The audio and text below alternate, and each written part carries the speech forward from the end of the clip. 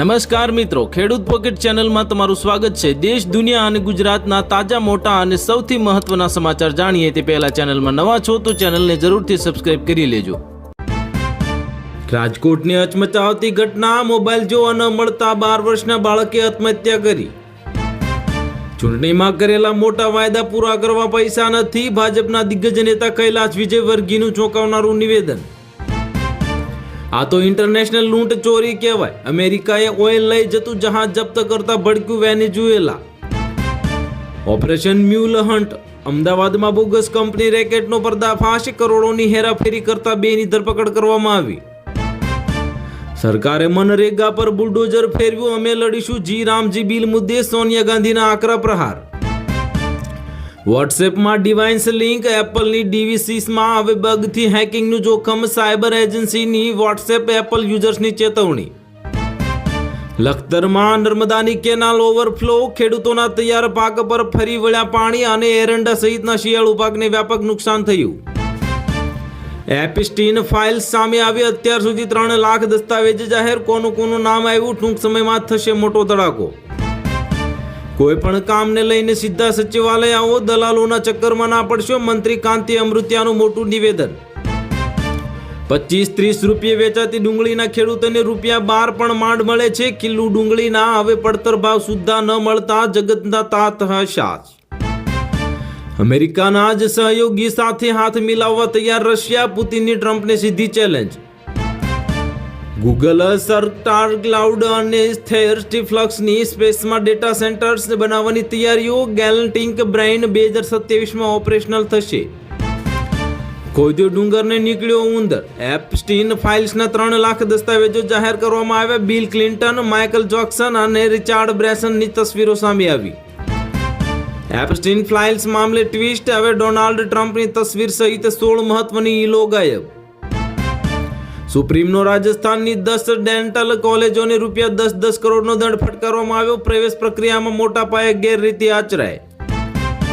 જર્મનીની મિલેશિયો બેન્થન્સ સ્પેસમાં જનારી પ્રથમ દિવ્યાંગ મહિલા બની, હવે બ્લુ ઓરિજિનના સ્પેસશિપમાં જ પ્રવાસ કર્યો।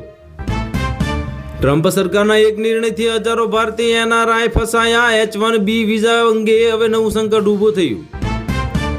મુંબઈમાં દારૂડિયા ડ્રાઈવરે નોરા ફતેહીની કારને ટક્કર મારી, અભિનેત્રીને સામાન્ય ઈજા થઈ। મનરેગા વિવાદ વચ્ચે સીએમ મમતાનો માસ્ટર સ્ટ્રોક, કમશ્રી યોજનાનું નામ બદલી નાખ્યું। જમ્મુના ગંભીર અકસ્માતમાં હવે વિદ્યાર્થીઓ ભરેલી બસ ડિવાઈડર સાથે અથડાતા પલટી, 15 લોકોને થઈ ગંભીર ઈજા। અમેરિકાએ 3 જવાનોના મોતનો બદલો લીધો। સિરિયામાં અમેરિકાનો ISIના 70થી વધુ મથકો પર ભીષણ હુમલો।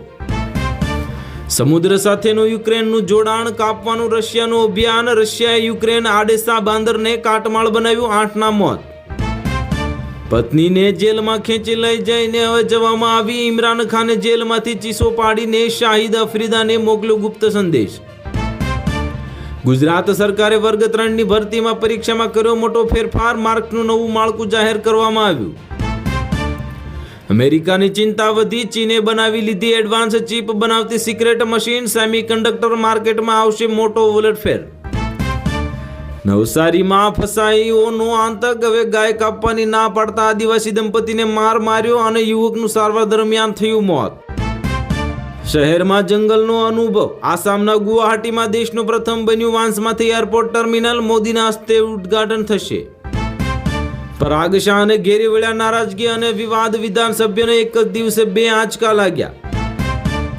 ગુજરાત માટે કાતલી ઠંડી અને માવઠાને લઈને આંબાલાલની ભયાનક આગાહી, આવનારા દિવસો ખૂબ જ ભારે ઠંડી પડશે। ભાજપ નેતા બલવાન શર્માના ઘરે ઈડીના દરોડા, 2 કરોડ રોકડા, 6 કિલો સોનું અને 300 કિલો ચાંદી જપ્ત કરવામાં આવ્યું।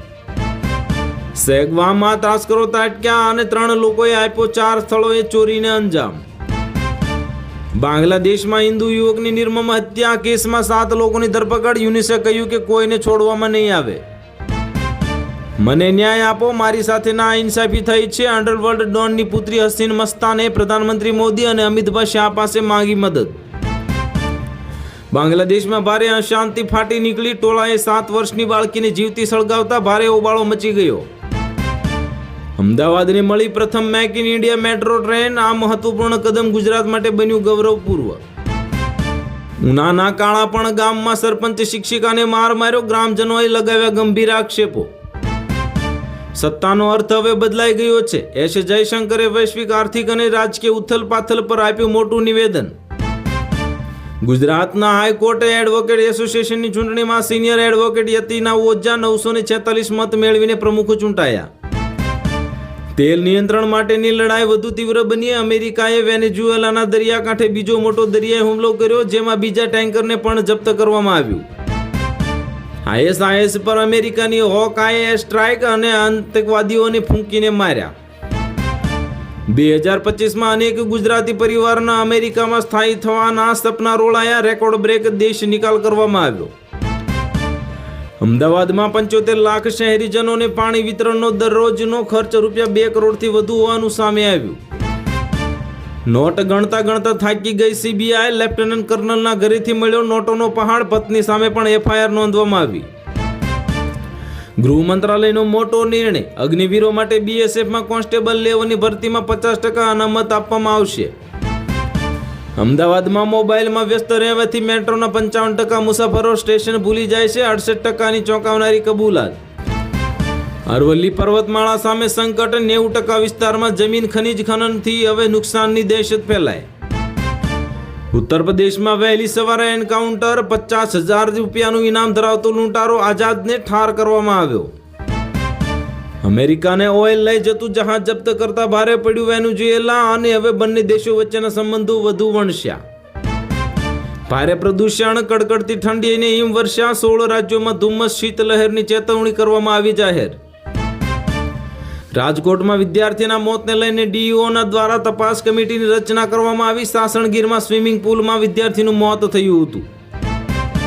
રાજકોટમાં 80 વર્ષના ડગાએ બાળકી સાથે કર્યા શારીરિક અડપલા. લોકોએ વર્ષાવ્યો ફિટકાર અને પોલીસે કરી અટકાયત.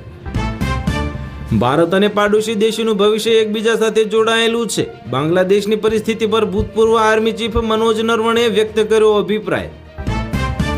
ભરૂચમાં પાવર ગ્રીડ લાઇનના વિરોધમાં ખેડૂત ચેતના યાત્રાનું આયોજન કરવામાં આવ્યું. મોટી સંખ્યામાં ખેડૂતો જોડાયા. કચ્છના અબડાસામાં 10 વિસ્ફોટક ગોળા સાથે 2 ઝડપાયા. ઘઉંના લોટમાં વિસ્ફોટક પદાર્થ ભરીને બનાવ્યા હતા ગોળા.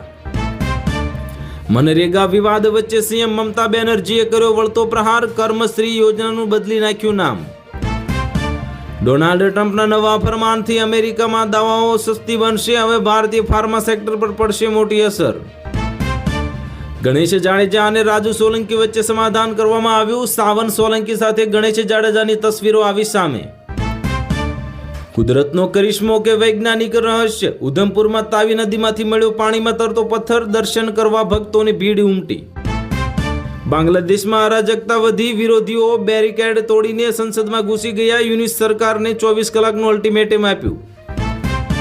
આતંકવાદના આકા પર કરસાયો ગાળ્યો. હવે NIA કોર્ટે હિઝબુલ મુજાહિદ્દીનના વડા સૈયદ સલાહુદ્દીન વિરુદ્ધ જારી કર્યું બિનજામીનપાત્ર વોરંટ.